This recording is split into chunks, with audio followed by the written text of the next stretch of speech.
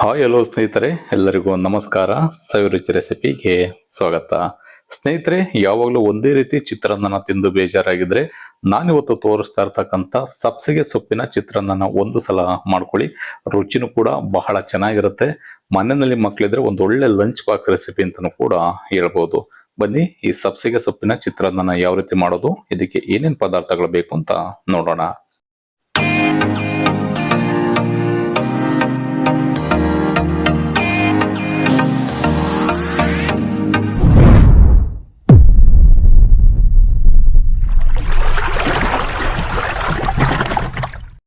ಮೊದಲಿಗೆ ಒಂದು ಮಸಾಲಾನ ರುಬ್ಕೋಬೇಕಾಗುತ್ತೆ. ಮಸಾಲಾನ ರುಬ್ಕೊಳ್ಳಿಕ್ಕೆ ಒಂದು ಮಿಕ್ಸಿ ಜಾರ್ನ ತಗೊಂಡು ಇದಕ್ಕೆ ಸ್ವಲ್ಪ ತೆಂಗಿನಕಾಯಿ ತುರಿನ ಸೇರಿಸ್ಕೊಳ್ಳೋಣ.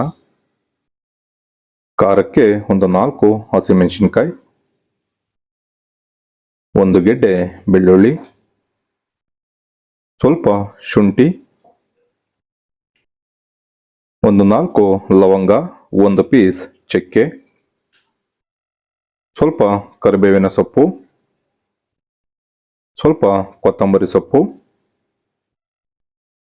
ಅರ್ಧ ಸ್ಪೂನ್ ಜೀರಿಗೆ, ಅರ್ಧ ಸ್ಪೂನ್ ಸಾಸಿವೆ. ಇಷ್ಟು ಪದಾರ್ಥಗಳನ್ನ ಸೇರಿಸ್ಕೊಂಡು ಇದಕ್ಕೆ ಯಾವುದೇ ರೀತಿ ನೀರನ್ನ ಸೇರಿಸ್ತೇನೆ ರುಬ್ಕೋಬೇಕಾಗತ್ತೆ. ಈಗ ನೀರನ್ನ ಸೇರಿಸ್ತೇನೆ ರುಬ್ಕೊಂಡಿದ್ದಾಗಿದೆ.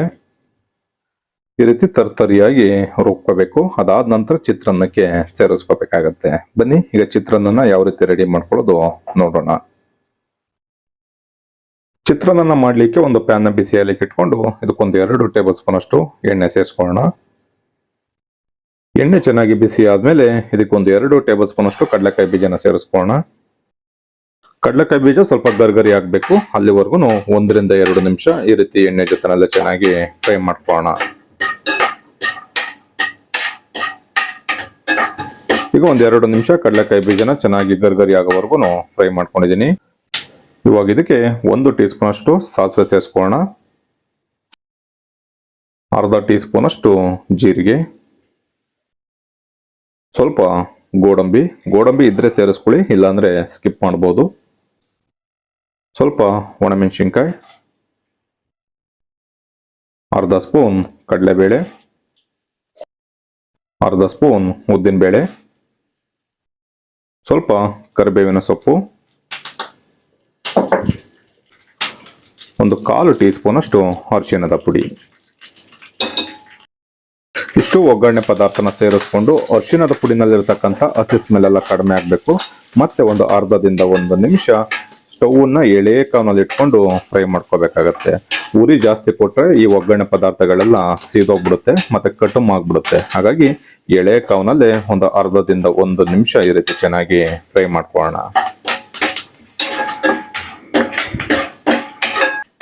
ಈಗ ಒಗ್ಗರಣೆ ಪದಾರ್ಥಗಳೆಲ್ಲ ಚೆನ್ನಾಗಿ ಫ್ರೈ ಆಗಿದೆ. ಇವಾಗ ಇದಕ್ಕೆ 2 ಈರುಳ್ಳಿನ ಸಣ್ಣದಾಗಿ ಕಟ್ ಮಾಡಿ ಸೇರಿಸ್ಕೊಳ್ಳೋಣ. ನಾವಿಲ್ಲಿ ಸಬ್ಸಿಗೆ ಸೊಪ್ಪಿನ ಚಿತ್ರಾನ್ನ ಮಾಡ್ತಾ ಇರೋದ್ರಿಂದ 1 ಕಟ್ಟಿನಷ್ಟು ಸಬ್ಸಿಗೆ ಸೊಪ್ಪನ್ನು ತಗೊಂಡು ನೀಟಾಗಿ ಕ್ಲೀನ್ ಮಾಡಿ ಕಟ್ ಮಾಡಿ ಸೇರಿಸ್ಕೊಳ್ತಾ ಇದ್ದೀನಿ. ಎಣ್ಣೆ ಜೊತೆನೆಲ್ಲ ಸೊಪ್ಪು ಮತ್ತೆ ಈರುಳ್ಳಿ ಚೆನ್ನಾಗಿ ಫ್ರೈ ಆಗಬೇಕು. ಮತ್ತೆ 1 ರಿಂದ 2 ನಿಮಿಷ ಎಳೆಯ ಕಾವ್ನಲ್ಲಿ ಇಟ್ಕೊಂಡು ಫ್ರೈ ಮಾಡ್ಕೊಳ್ಳೋಣ. ಈಗ ಸಬ್ಸಿಗೆ ಸೊಪ್ಪು ಮತ್ತೆ ಈರುಳ್ಳಿನ ಚೆನ್ನಾಗಿ 1 ರಿಂದ 3 ನಿಮಿಷ ಈ ರೀತಿ ಎಣ್ಣೆ ಜೊತೆನಲ್ಲೇ ಫ್ರೈ ಮಾಡ್ಕೊಂಡಿದ್ದೀನಿ. ಇವಾಗ ಇದಕ್ಕೆ ರುಬ್ಬಿಟ್ಕೊಂಡಿರ್ತಕ್ಕಂಥ ಮಸಾಲಾನ ಸೇರಿಸ್ಕೊಳ್ಳೋಣ.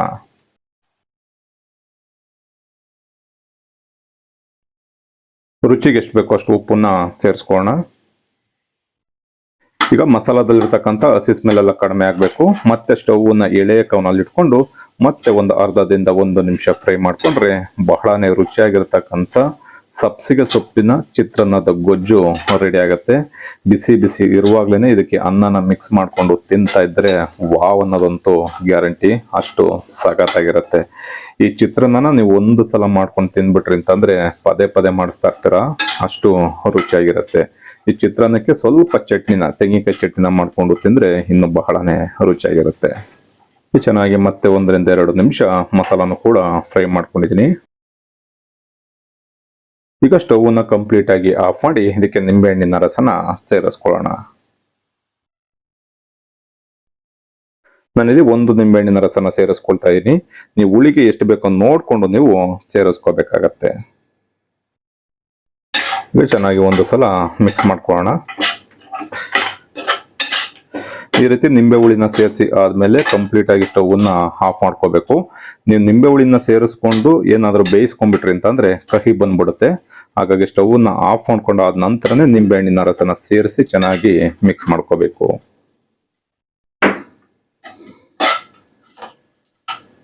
ಈಗ ಸ್ವಲ್ಪ ಚಿತ್ರಾನ್ನದ ಗೊಜ್ಜನ್ನ ತೆಗೆದಿಟ್ಕೊಳ್ತಾ ಇದೀನಿ.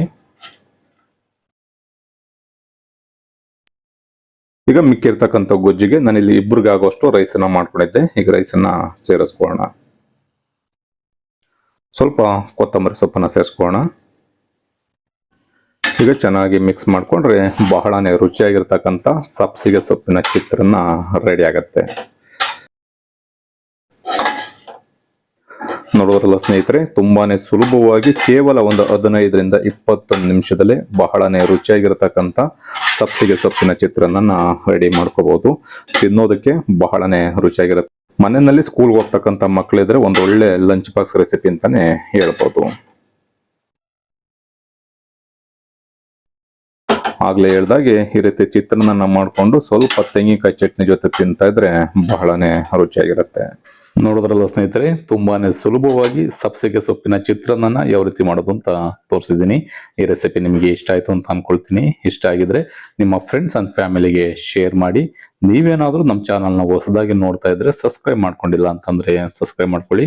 ಫೇಸ್ಬುಕ್ ಅಲ್ಲಿ ನೋಡ್ತಾ ಇದ್ರೆ ನಮ್ಮ ಸವಿರುಚಿ ರೆಸಿಪಿ ಫೇಸ್ಬುಕ್ ಪೇಜ್ ಇದೆ, ಅದನ್ನು ಕೂಡ ಫಾಲೋ ಮಾಡಿ.